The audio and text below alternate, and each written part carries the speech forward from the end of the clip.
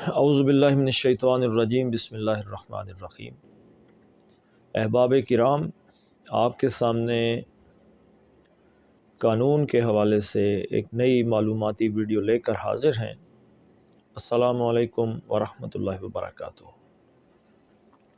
آج ہم Muslim family laws ordinance کی سیکشن 4 پر انشاءاللہ گفتگو کریں گے، جو کہ دادا کی وفات پر اس کے یتیم پوتے یا پوتی کو اس کی وراثت میں حصے دار بنانے کے حوالے سے قانون میں شامل کی گئی ہے۔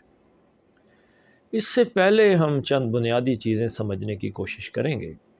سب سے پہلی بات یہ رکھیں کہ وراثت کا حقدار زندہ لوگوں کو ڈکلیئر کیا گیا ہے۔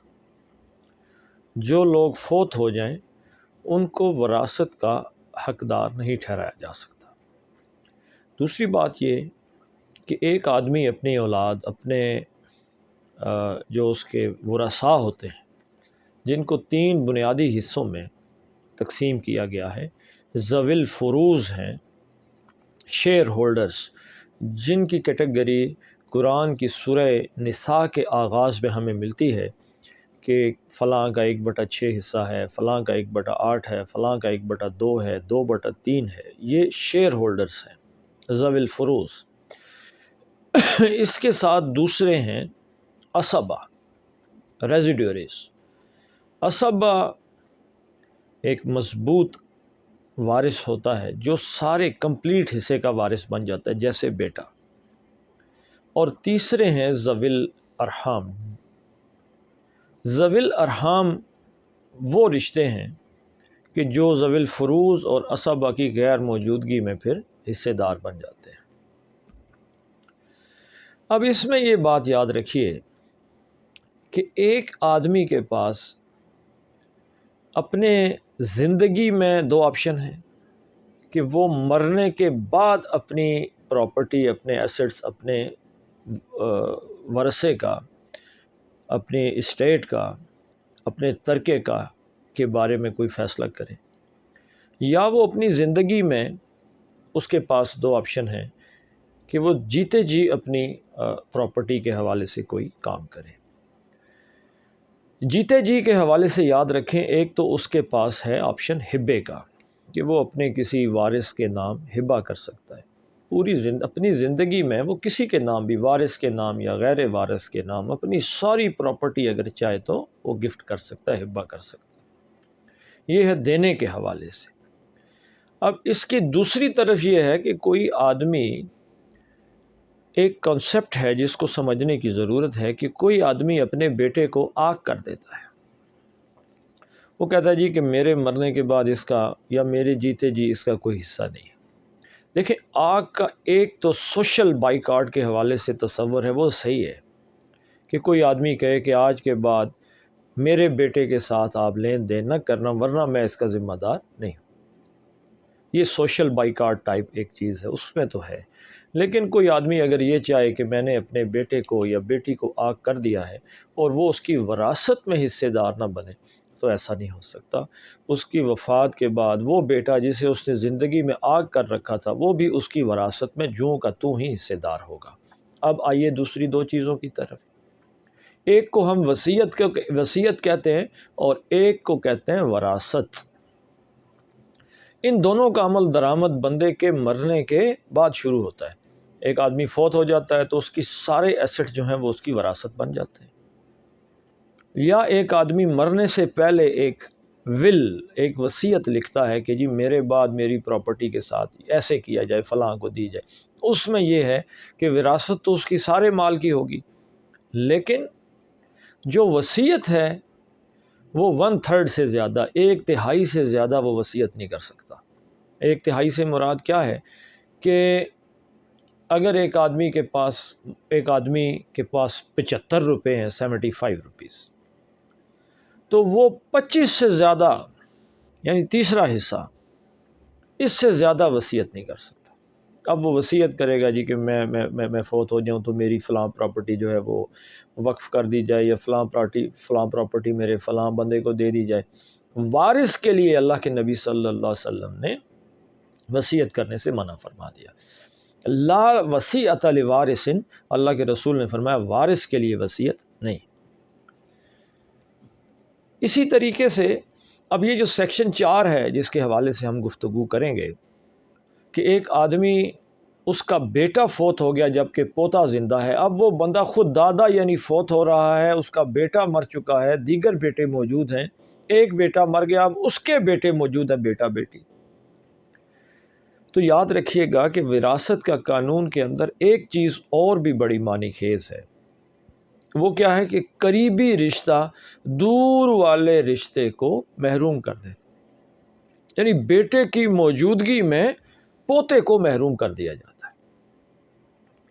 اب یہ جو سیکشن 4 ہے اس کے خلاف جو کیس ہے وہ سپریم کورٹ میں بس رکا ہوا ہے، جام کر دیا انہوں نے اس کو کہ اس پہ کوئی فیصلہ نہیں آئے گا۔ اب علماء کا معاملہ یہ ہے کہ وہ اس پہ لیکچرز بھی ریکارڈ کراتے ہیں، بڑی بڑی کتابیں بھی لکھ دیتے ہیں، لیکن وہ جو ایک صحیح طریقہ ہے کہ وہ سپریم کورٹ میں آئیں، اس فیصلے کے خلاف اگر کوئی تو ریویژن کر دیں یا اس فیصلے کو جلدی اس کو نکلوائیں، اس پہ بحث کریں، ایک قانون جو ہے اس کو اپنے دلائل دیں۔ لیکن اگر وہ صحیح فورم جو عدالت ہے سپریم کورٹ اس میں وہ نہیں آتے اور اس چیز کو، تو یہ کتابیں لکھنے سے، تقریریں کرنے سے یا ویلاگ بنانے سے یہ قانون چینج نہیں ہوگا۔ کہ یتیم پوتا وراثت میں حصے دار ہے یا وصیت میں ہے، یہ ایک پرابلم ہے۔ لیکن سیکشن 4 کیا کہتی ہے، پہلے ہم اس کو پڑھتے ہیں پھر انشاءاللہ اس پہ گفتگو کریں گے۔ سیکشن 4 یہ کہتی ہے in the event of the death of any son or daughter of a propositus before the opening of succession, the children of such son or daughter, if any living at the time of succession، یعنی ایک آدمی جس کا بیٹا مر گیا ہے یا اس کی بیٹی جو ہے وہ مر گئی ہے، اب اس کی اولاد ہے، اب وہ یہ بندہ فوت ہے، یہ دادا فوت ہو رہا ہے، پوتے موجود ہیں جبکہ اس کا بیٹا اس سے پہلے مر چکا ہے، جبکہ دوسرے بیٹے اس کے موجود ہیں۔ تو وہ کہتے ہیں کہ اگر ایسی صورتحال ہے تو اس کے ساتھ کیا ڈیل کیا جائے گا۔ if any living at the time of succession opens shall per strips receive a share equivalent the share which such son or daughter as the case may be would have received it if alive۔ یعنی یہ انہوں نے یہ تصور کر لیا ہے کہ جیسے وہ جو بیٹا اس کا مر گیا تھا، اگر وہ زندہ ہوتا تو جس طریقے سے وہ حصے دار ہوتا اپنے والد کی پراپرٹی کا، ایسے ہی اب دادا کا وہ پوتا وارث بنے۔ یہ تصور کر لیا جائے گا کہ وہ جو پوتا ہے وہ ایسے ہی وارث ہے جیسے اگر اس کا باپ ہوتا تو وہ اس کا وارث تھا، یا ماں ہوتی تو وارث ہوتی۔ اب دیکھیں یہ قانون جو ہے اس کے خلاف سپریم کورٹ میں کیس پینڈنگ ہے، لیکن جو اس صورتحال جس کو ہم اس سیکشن میں ڈسکس کر رہے ہیں یہاں پہ بھی موجود ہے، تو اگر تو وراثت کے حوالے سے گفتگو کی جائے تو پھر بیٹا بیٹی تو صرف وارث نہیں ہوں گے، پھر وہ جو اس کا مرا ہوا بیٹا ہے اس کی جو بیوی ہے یعنی جو اس کی بیوہ ہے اس کو بھی تو حصہ ملنا چاہیے۔ اب اس کے حصے سے جو اس کی ماں کو یعنی ابھی اس مرنے والے بندے کی بیوی کو بھی حصہ جانا چاہیے۔ تو یہ بڑی کمپلیکیشنز ہیں اس کے اندر۔ تو یہ ایک ایسا قانون پاس کیا گیا ہے جس کو ہم یوں کا توں آگے بیان کر دیتے ہیں، کیونکہ یہ علماء کا کام ہے کہ وہ سپریم کورٹ میں آئیں اور اس پہ گفتگو کریں، اس کو چیلنج کریں، اس کے خلاف قرآن و حدیث سے دلائل لے کر آئیں اور اس قانون کی شکل کو بدل دیں۔ وی لاگ کرنے سے یا کتابیں لکھنے سے law of the land change نہیں ہوگا۔ تو یہ علماء پہ ایک بہت بڑی ذمہ داری ہے، جو مین سٹریم علماء ہیں اس قوم کے، یہ ان کے اوپر فرض ہے کہ وہ یہ کام کریں، کہ وہ کورٹ میں آئیں، وی لاگ کرنے سے یا کتابیں لکھنے سے نہیں۔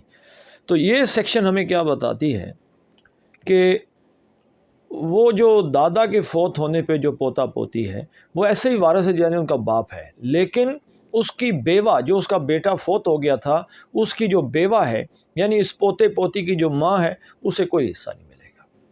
اب جو وہ بیٹا فوت ہو گیا تھا اگر وہ وارث ہے اور اس کی آگے جو اسٹیٹ ہے، اس کا جو ترکہ ہے اس کی اولاد میں جا رہا ہے، تو وہ ماں باپ بھی تو اسی طرح حصے دار ہوتے ہیں۔ باپ تو اب مر رہا ہے، اگر ماں زندہ ہے تو اسے بھی حصہ نہیں مل رہا۔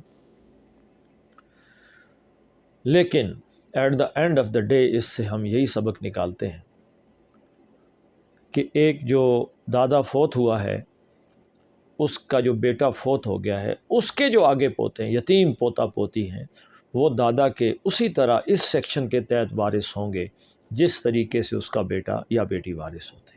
السلام علیکم ورحمۃ اللہ وبرکاتہ۔